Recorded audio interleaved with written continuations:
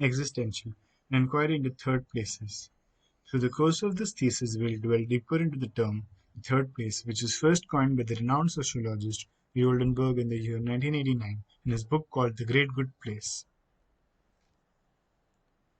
We shouldn't have to pay for coffee every time we wish to exist outside of our homes. The whole idea behind this research started off with the single statement. It rippled from thinking about the relationship a space has to its function. One other critical point was to also think of the time frame of the space being used in, and not only the quality, which is brilliantly outlined by Michel Foucault in her excerpt called Of Other Spaces, Utopia and Heteropia.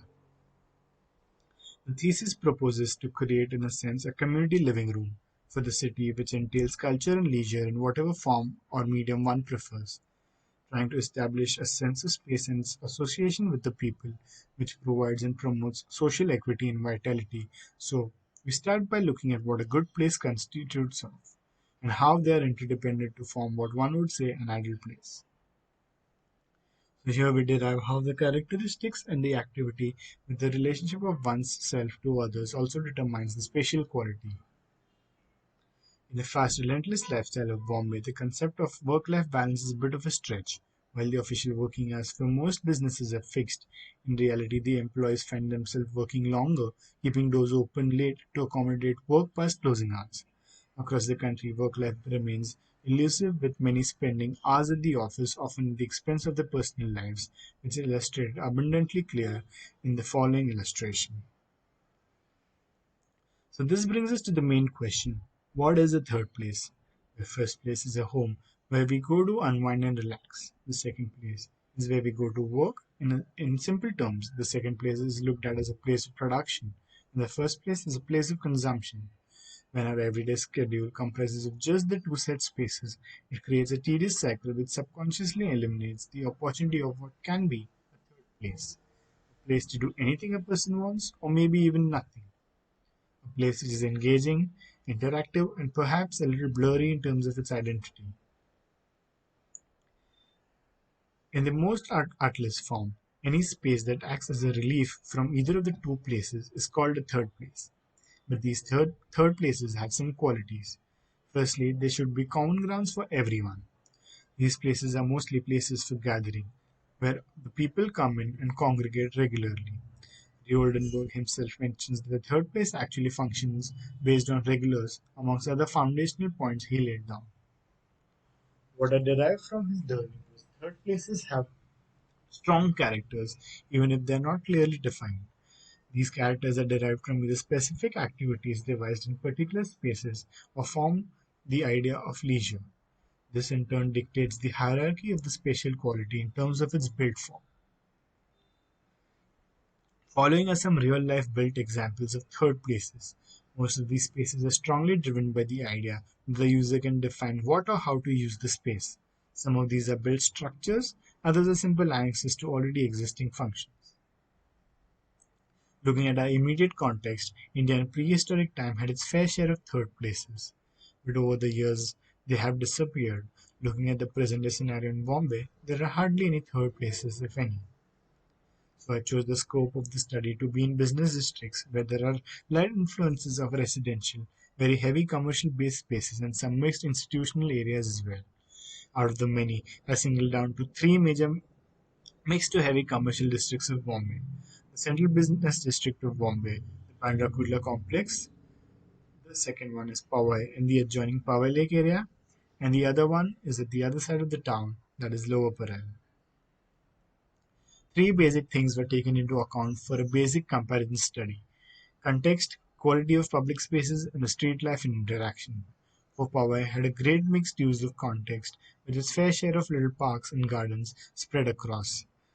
The lake the lake has a huge promenade which acts as a congregational space, and the street also allowed for interaction. Many small shops and cafes on the streets, with residential and commercial spaces above. For Lower Parel, the amount of commercial activities have increased over the years, but the kind of recreational spaces it offers in forms of scale and quantity allow all kind of people gathering and activities to take place, and both formal and informal activities take place on the streets in forms of street restaurants that keep the street front alive. And bazaars and informal market cater to everyone's need and also take advantages of the dead space. Following are the mind maps of two individuals working in respective areas, tracing their everyday life, their time and money spent on everyday affairs, and the others are axonometric drawings of these particular areas highlighting the possible leisure spaces in and around the locality of Powai and Lower Parel. And then there was BKC, which was originally planned as the main commercial hub, but eventually the residential and the institutional structures started coming in. There are no accessible green space, as most of them lie within boundaries, making them inaccessible to the public. The large scale of the MMRDA ground doesn't allow for the public activities, as most of the time it's used for parking. There's almost no vegetation on the street and no interaction that is happening, especially at night. Again, the following mind map follows an individual working in Bandrakula complex, and as you can see, there's almost no space for any recreation to happen throughout the day. This is the overall land use of BKC and its surrounding areas. It falls between various zones and is also very well connected to the rest of the city.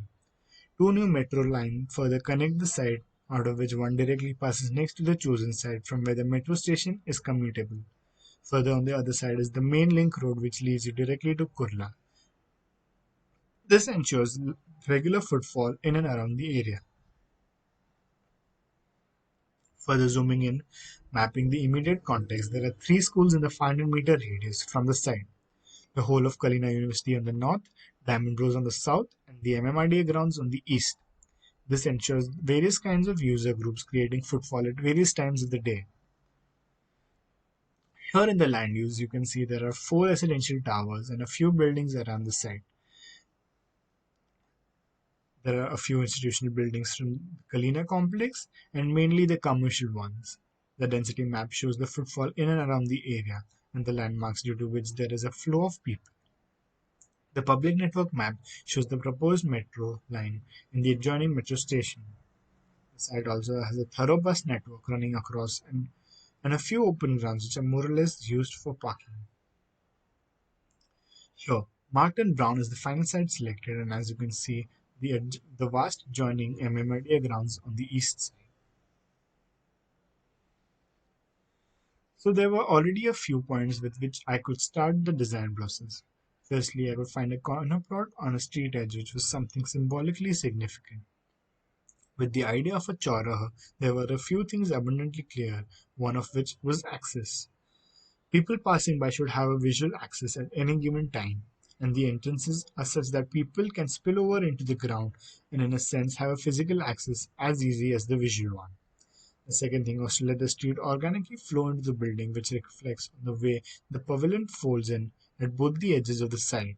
And, and all the private functions are pushed to the top where they can be regulated as seen fit without hindering the public functions.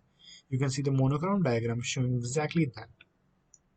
The various degree of publicness that flows through the building, from the lightest grey being the public street edge, gradually flowing in through the pavilions and the amphitheatre plaza, semi-public functions on the ground floor and the first floor, to then transitioning to completely private functions on the top floor, which are commercial offices. The design evolution shows how I layered each function from with the corresponding block, keeping in mind the various movement patterns and circulation that would go around in the structure, optimizing it to cordon off, but to instead synchronize in an organic manner. So here, the red box in the middle becomes a central core where all the vertical circulation takes place. The structure is supported by these series of steel columns, and the cantilevers are all supported by floor girders. So this is the roof plan. There you can see all the terrace gardens, the smaller intimate meeting pods, and the plaza in the middle cutting in between the programmed and the unprogrammed spaces, and a skylight for the central courtyard. Here in the ground floor plan, you can see the street organically turning in to form a continuous pavilion on the edge of the side. One of them here becomes a tapri, and the other one here becomes a small local cafe. There are adjoining pedestrian entries from both sides, here and here. and besides that is the main vehicular entrance where you can where there can be a drop off and an exit, or it can lead you directly to the basement parking here. This is the main exhibition area. There are two direct entries from here and here. The exhibition space is designed with collapsible walls to sculpt the space however one needs to. The main building of the main entrance of the building happens here. It leads you directly to the central core, and on the left is the reception area for dedicated office. One of them is for the MMRDA and the other general offices, coordinating and managing the co-working spaces on the floors above. On the right is the general canteen here, with a small kitchen and storage fitted in a corner, with central courtyard which runs through and through the building. This central courtyard also works like a light shaft. And on the adjoining side is the open exhibit area, which can be used for informal rotating activities like monthly fairs or weekly bazaars. In the middle here is the plaza, which can be accessed from both sides of the building. It leads you directly to the basement, and there is also another canteen on the lower level. And here on the periphery are small inserts in the form of pods which act as smaller intimate gathering spaces along the foliage. Then on the first floor plan you can see the roof of the pavilion. Here as you enter from the central core, you can see the mid landing also leads you to a small meeting place tucked in between the elevator and the staircase. The first floor is mostly used for two functions. One is the theater, which lies atop the exhibition area, and the other is, are the co-working lounges with a conference room, a small dedicated pantry, and a balcony. Between both of these functions is an unprogrammed area which acts as a spillover looking at the plaza. The second floor is rather simple, with a large cubicle farm office layout. It takes up the whole floor and also has its own dedicated conference, a pantry, and a lounge which spills over looking at the MMRDA ground. Coming to the third floor, there is a digital media library in the middle which houses various modes of informative learning. On the left of the spine is a rather traditional library cum studying room where kids from the neighboring schools can come in. Adjoining the library is a terrace garden with interesting landscapes and trellises, and same on the other hand, where the terrace garden overlooks the plaza and the pavilion. On the fourth floor, almost all space is taken up by the open plan offices, which has a free flowing circulation. This is the first floor, which is completely private and not open to the public. There is a nice unprogrammed space which leads you to the terrace gardens. This space can be used however one decides to. It can be used like a think tank, a break room, an informal meeting space, etc. On the last floor, there are two small scale offices with private cubicles and a shared conference room with a pantry and terrace gardens on either ends. The whole terrace garden overlooks the whole structure and the plaza in the middle. Here is the basement, and you can see the access from the parking. This is where you this is where you order from. This is the main canteen, and this is the takeout. This is the main central core that runs through the building. And some these are some other meter rooms that take care of the services. Here is the first section cutting through the theater, the exhibition, the courtyard, and some of the offices. This is the theater, the exhibit area happening here. This is the main entrance to the building. This is the central courtyard that cuts through the whole building and runs throughout. This is the small canteen area. The colorful walls are all spill-out spaces in the offices. This section cuts through the plaza in the open informal exhibition space. Here you can see the corridors that overlook the double-heighted part of the exhibit. The view also shows that the grand entrance created at the main lobby of the building due to the triple height entry through the series of columns in the spatial play and the movement of the tectonics of the space created by the difference of scale is also seen here.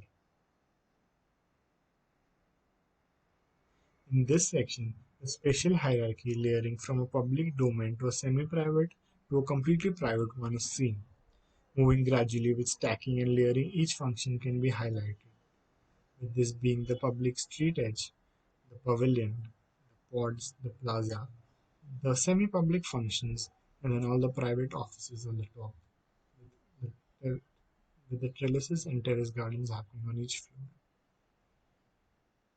And this is the functional end of the structure where all the office spaces are placed. Here we can see the central courtyard again, and the chances of interaction it offers, and also how, in a way, it divides the everyday office spaces and the break rooms and the spill outs. So everything on the left end is kind of functional, and everything on the right are either conferences, spill out spaces, or pantries.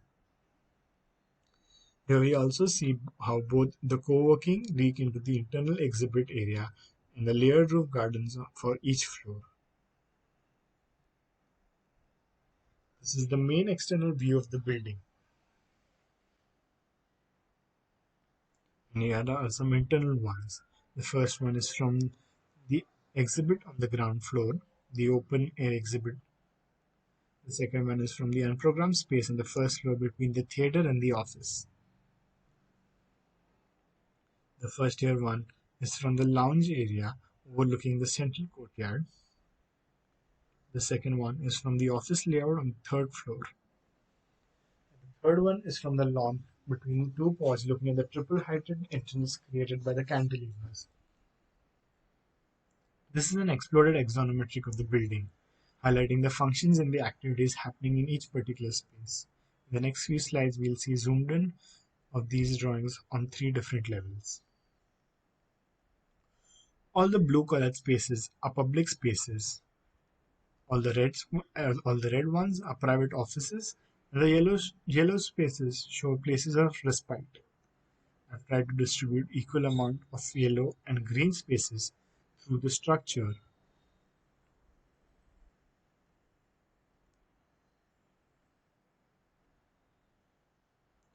With that, we come to the ARD section.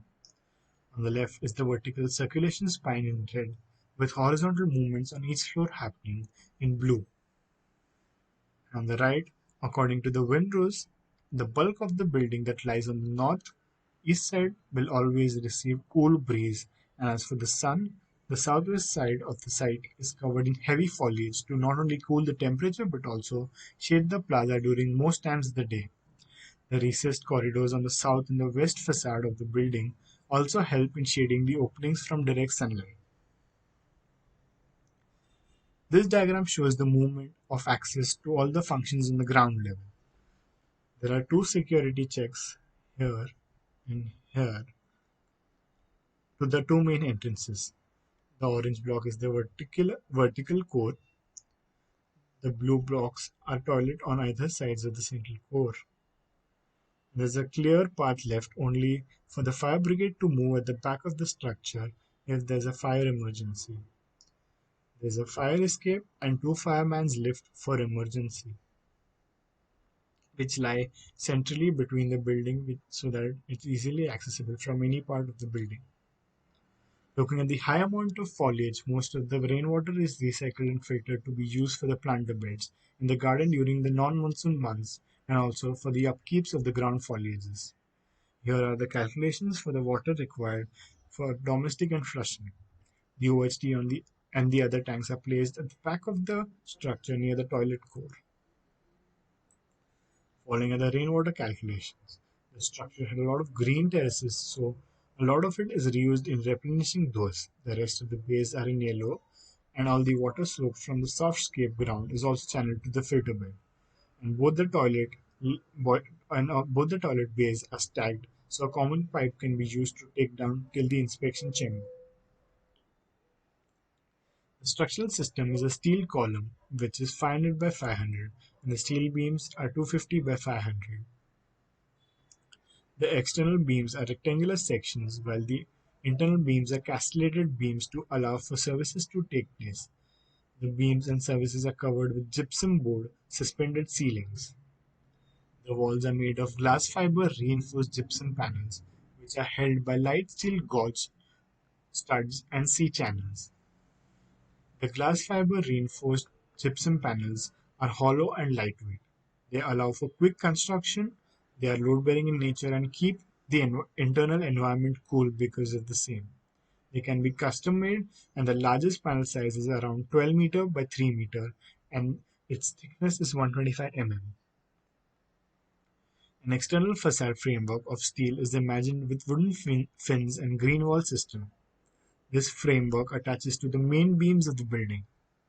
The gutter takes support on this framework and gets hidden behind the facade system. The stepped garden system allows to keep the slab of the original thickness and yet create a terrace garden with appropriate thicknesses and a place to put in all the soil. Custom L-shaped wooden treads and U-shaped steel sections for holding the soil and gravel and waterproofing with holes for water are supported on the steel framework itself. As mentioned before, this thesis imagines to become an investigation into the relationship between a space and its function, and it tries to create, in a sense, a community living room for the city.